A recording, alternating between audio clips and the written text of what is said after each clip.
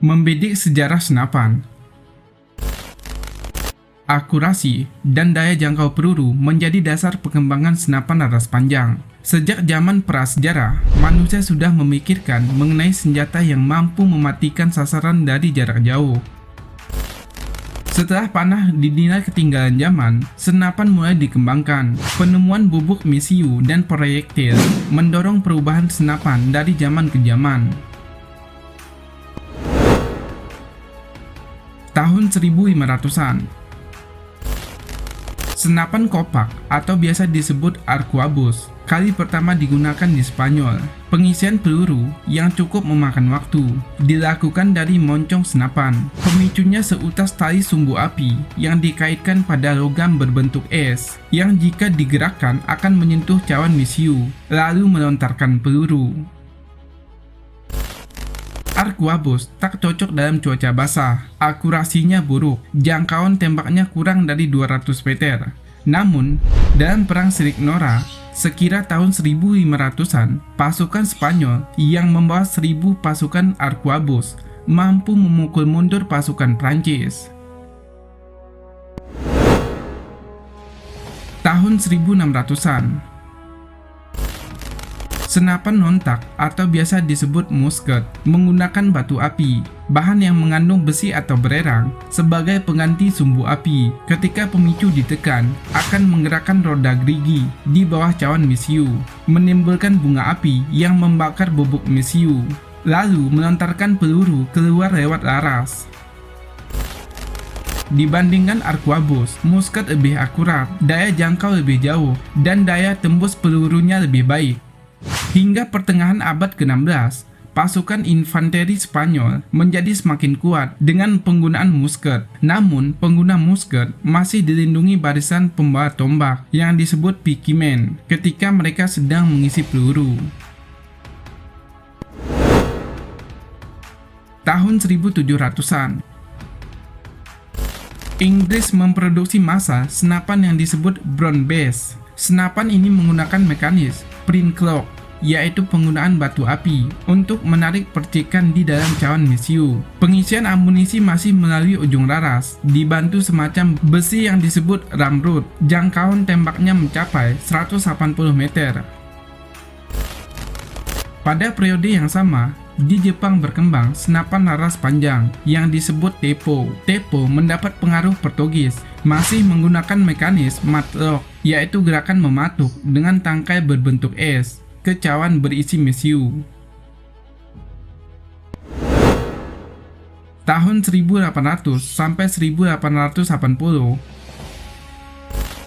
senapan pada masa ini telah meninggalkan mekanis print clock, digantikan cap clock yang dikembangkan dan dipatenkan Alexander John Forsyth pada 11 April 1807. Dalam Perang Sipil Amerika 1861 sampai 1865, pasukan dari kelompok Uni membeli 80.000 pucuk senapan karabin rancangan Christian Snap untuk pasukan kavaleri mereka. Senapan ini menjadi andalan pasukan berkuda karena pengisian amunisi lewat belakang laras, sehingga lebih mudah. Pelatuknya berbentuk topi untuk menyalakan bubuk misiu. Bahan merkuri fulminat yang bersifat eksplosif dipakai penggantian batu api. Tahun 1081 sampai 1920, mekanis revolver sebagai pengganti cap lock dalam pembuatan pistol mempengaruhi perkembangan senapan. Senapan bisa melakukan serentetan tembakan yang merupakan hasil uji coba Rudolf Schmidt pada 1989. Schmidt mengadopsi model kokang pada senapan yang dikembangkan von Dress 1838 dan Pater Paul Mauser 1872, serta menambahkan kotak peluru yang bisa membuat 12 peluru sekaligus. Tahun 1921 sampai 1960. Dalam 2 kali Perang Dunia, senapan laras panjang menemukan kesempurnaan pengisi peluru otomatis pada 1940-an. Uni Soviet mengembangkan Tokarev SPT-40 sementara Amerika mengembangkan M1 Carbine. Buatan Amerika memiliki kontak peluru dengan kapasitas lebih banyak, namun bikinan Soviet lebih ringan ditenteng. Yang paling fenomenal adalah AK-47 yang dirancang Mikhail Krasnikov, komandan pasukan tank Uni Soviet. Penggunaannya menyebar di berbagai negara. AK-47 memiliki kekuatan tembak yang besar, ditambah kaliber peluru yang besar pula, 7,62 mm. AK-47 bisa memuntahkan 600 peluru per menit dengan kecepatan 1.700 menit per detik. Namun, tenaga besar ini berakibat pada akurasi yang buruk karena hentakan ke belakang ketika menembak juga besar.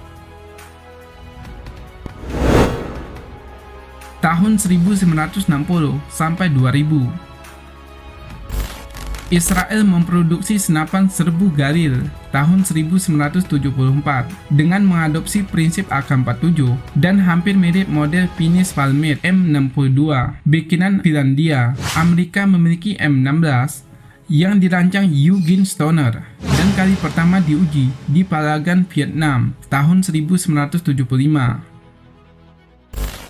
Yang terbaru, Inggris memproduksi SA-80 tahun 1985.